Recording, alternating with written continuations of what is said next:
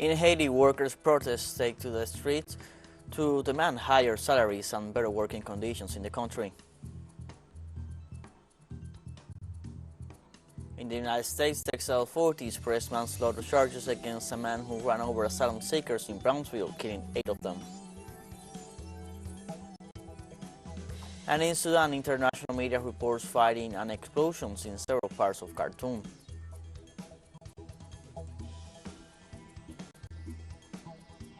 Hello, welcome to From the South. I'm Luis Alberto Matos from the teleSUR studios in Havana, Cuba.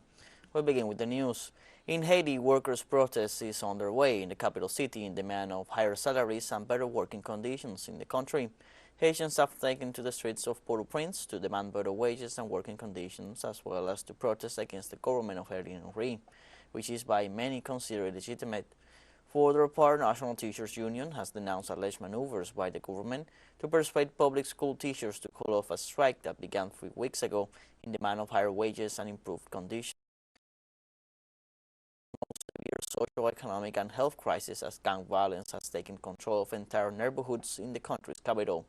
In this context, locals insist on finding a national solution to the crisis and widely reject a possible foreign intervention. On Monday, the Global Network Against the Food Crisis published a report that ranks the Dominican Republic fifth on the list of most food insecure countries in the region. The document, drafted with other UN agencies, stated that the number of people in dire need of food worldwide in 2022 increased for the fourth consecutive year, reaching 258 million in 58 countries, including 17.8 million in Latin America and the Caribbean. In the case of the Dominican Republic, the international organization stated it is an upper-middle income country in which the price increases in 2021 and 2022 affected the real income and purchasing power of vulnerable households with real limitations in access to food for their livelihood. From October 2022 to February 2023 alone, an estimated 1.4 million Dominicans were food insecure, including 142,000 in emergencies, particularly in Bajoruco, Elías Piña, La Altagracia, Monte Plata, Pedernales, and San Juan provinces. The 9th International Cooperation Conference of the Association of Caribbean States began on Monday in Antigua, Guatemala, with the purpose of the building bridges of integration. According to the organizers, member countries are summoned to the event in order to strengthen alliances and strategic lines between cooperating sources, obtain funds for sustainable projects, and move towards an inclusive and sustainable transformation of the region. The event promotes the joint search for the way forward to face the economic and environmental challenges. Organizers also highlighted that on Tuesday and Wednesday, the 15th Business Forum of the Greater Caribbean will take place, while the high-level segment will begin on Thursday with the ordinary meeting of the Council of Ministers of the bloc, and a day later the 9th Summit of Heads of States and Government. In Chile, elections for the country's new constitutional council saw the right and extreme right win a majority of seats. With more than 95% of ballots counted and nearly 20% poll or blank, Chile's electoral service reported that the right-wing Republican Party led the count with more than 35% of votes counted, winning 22 councillors. While the Unity for Chile, the party of President Gabriel Boric, has obtained 28.45% of the votes with 17 councillors. For his part, Chile Seguro obtained 21.12% of votes and 11 councillors. The indigenous peoples obtained only one additional councillor after the indigenous vote exceeded the threshold of participation established to obtain a minority of representation in the body. During a speech, President Boric affirmed that there is a new possibility for the construction of a Magna Carta. And just months ahead of presidential elections in Argentina, new testimony linked opposition pre-candidate Patricia Bullrich to the case of the murder attempt against Vice President Cristina Fernandez.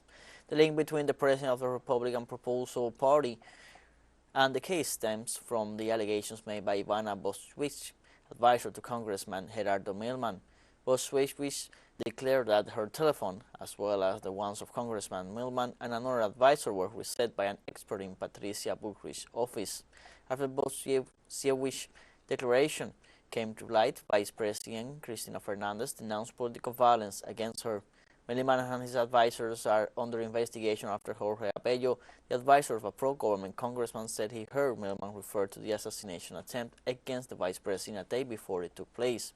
Patricia Bullrich is a politician leader of the coalition Juntos por el Cambio, founded by Mauricio Macri, and aspires to the presidency of Argentina.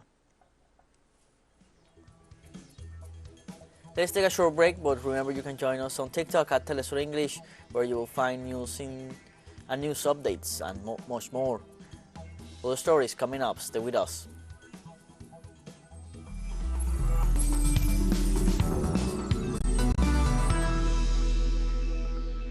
Welcome back from the south. On Monday, the number of fatalities in the hit-and-run attack against a group of Venezuelan migrants in front of a homeless center in the Texas city of Brownsville rose to 8 after one of the injured died in a local hospital, according to authorities. The incident occurred on Sunday at a bus stop located in front of a homeless shelter, which also serves as a center for migrants located in the state of Texas. As a result of the altercation, 6 other people were injured and were transported to a hospital for treatment. In this context, a man was detained as a suspect and was taken to a hospital to verify whether he had consumed alcohol or drugs. Although the motives for the hit-and-run have not yet been officially confirmed, the authorities believe that it may have been intentional.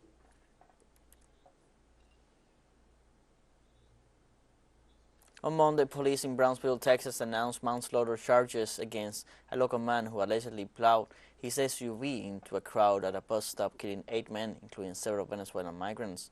Brownsville Police Chief Felix Sauceda said authorities are still awaiting a toxicology report on Jorge Alvarez, who had a history of run-ins with the law and have not ruled out any motive for the incident. Investigation also revealed that the driver of the vehicle, later identified as George Alvarez, November 9, 1988, had attempted to flee the scene after impact but was held down by several individuals on scene. George Alvarez is a Brownsville local with an extensive rap sheet. He has been formally charged and arraigned with 8 counts of manslaughter, 10 counts of aggravated assault with a deadly weapon.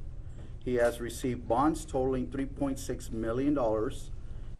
The President of France, Emmanuel Macron, commemorated on Monday, May 8, 1945, on the Champs-Élysées after the establishment of a large security perimeter to prevent the opposition from demonstrating. Then the President moved to Lyon, where rallies were also banned. Accompanied by a large escort of the Republican Guard, the head of state arrived on the Champs-Élysées in his car after joining the Arc de Triomphe. Macron paid his respects at the tomb of the unknown soldier before rekindling the flame as is tradition. In Lyon, the opposition called for demonstrations near the Montluc prison memorial, where Jean Moulin and other resident figures were detained and where the presidential homage will take place. Jean Moulin was the first head of the resistance against fascism in France.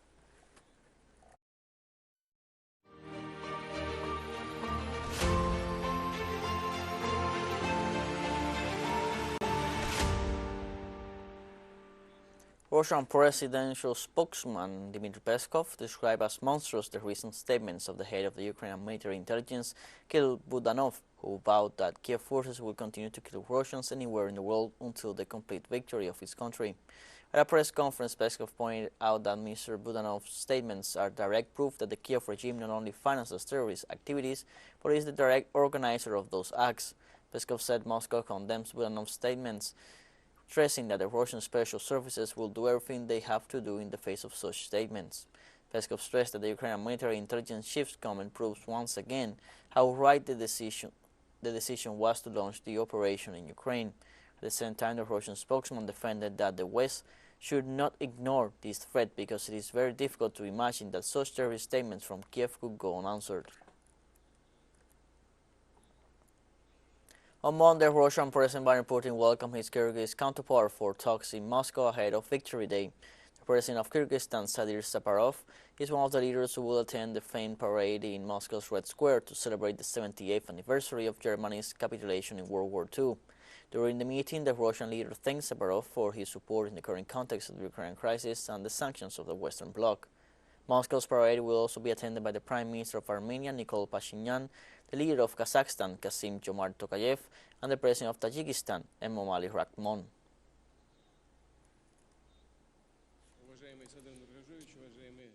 Dear Sadin Norgoyevich, dear colleagues and friends, We are very glad to see you all in Moscow, especially on the eve of Victory Day. It is important that you are with us at this time. We are not well and remember that 360,000 residents of Kyrgyzstan went to the front at the time of World War II, and more than half of them, 134,000 if I'm not mistaken, didn't come back. We will never forget the heroism of our fathers and grandfathers who went through severe military hardship for the freedom of future generations. They will always be forever in our hearts. On Monday, Uzbekistan President Shavkat Mirziyoyev has called for a snap presidential election on July 9th to give himself a new mandate to help deal with the sharp and complex processes going on in the world. Despite serving fewer than 2 years of his second term, the president said that he felt needed to run for a new mandate in order to carry out further reforms in the country. Uzbek voters approved a package of constitutional amendments in a referendum on April 30th, which allows Mirziyoyev to run for 2 more terms and extends each term to 7 years from 5. The constitutional changes could see Mirziyoyev in power until 2040.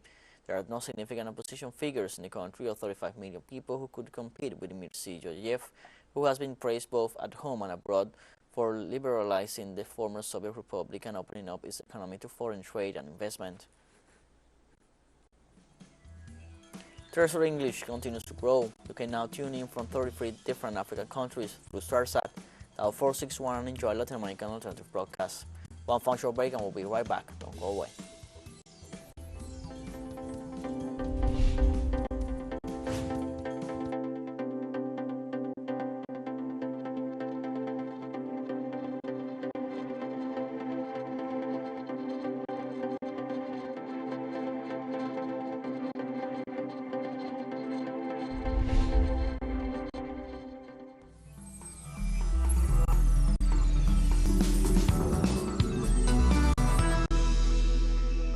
Welcome back from the South. In Indonesia, activities of the 42nd Summit of the Association of Southeast Asian Nations started on Monday on the island of Labuan Bajo.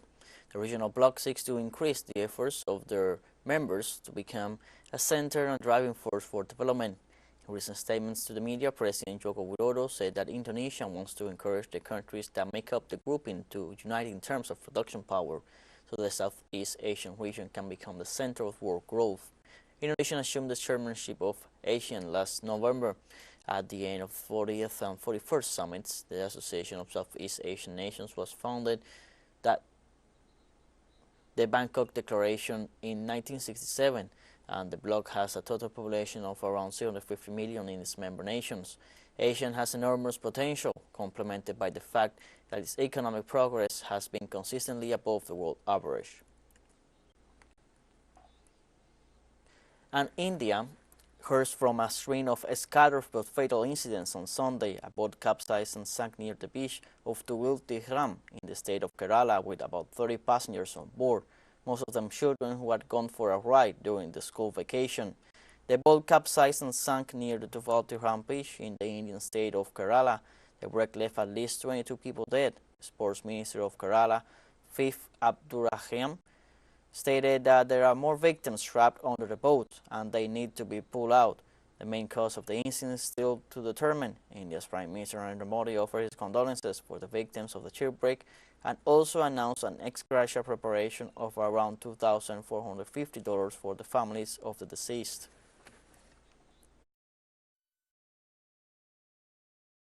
On Monday, Iran said it is possible to save its nuclear deal if Western parties, particularly the United States, put an end to repeated delays.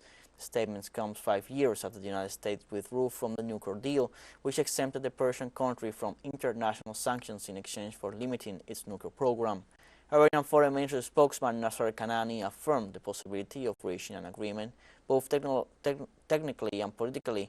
However, Kanani accused the other parties, especially the United States, of having postponed the reactivation of the agreement while expressing hope that they would show political determination to recommit to its implementation.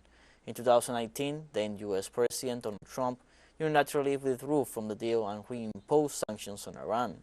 Tehran has always denied wanting to equip itself with atomic weapons and has asserted that it has made no attempt to enrich uranium above 60% purity.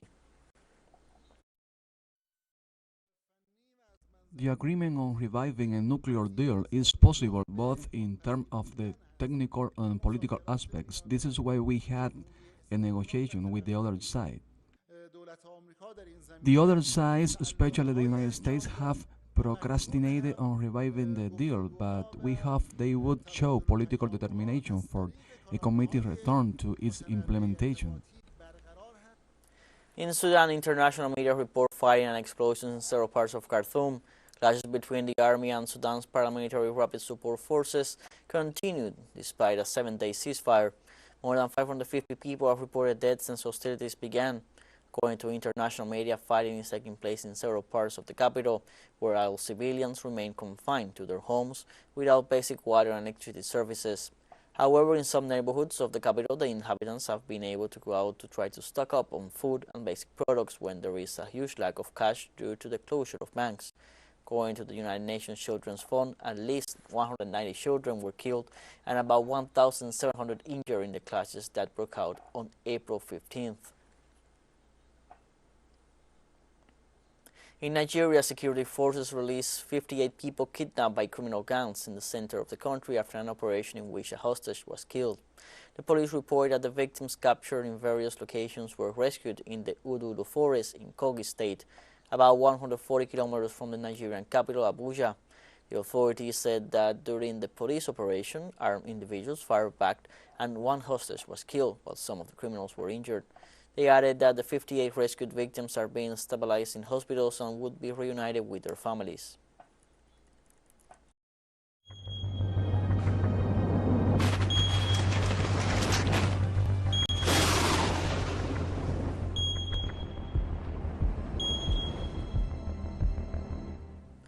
The death toll from flash floods and landslides in Eastern Democratic Republic of the Congo rose beyond 400 people, with many more still missing. According to local authorities in the province of South Kivu, torrential rains caused a river to overflow on Thursday and led to significant damage and loss of life in the villages of Bushushu and Nyamukubi. In this sense, Thomas Bakenge, administrator of Kalehe, the worst hit territory, confirmed that over 200 bodies had been recovered so far, but that efforts to find others were continuing. DRC President Felix Tshisekedi declared national mourning. A group of ministers is expected to coordinate the delivery of aid to victims in the region. We have come to the end of this news brief. You can find these and many other stories on our website at telesurenglish.net. You can also join us on social media, Facebook, Twitter, Instagram, Telegram, and TikTok. For TeleSUR English, I'm Luis Alberto Matos. Thank you for watching.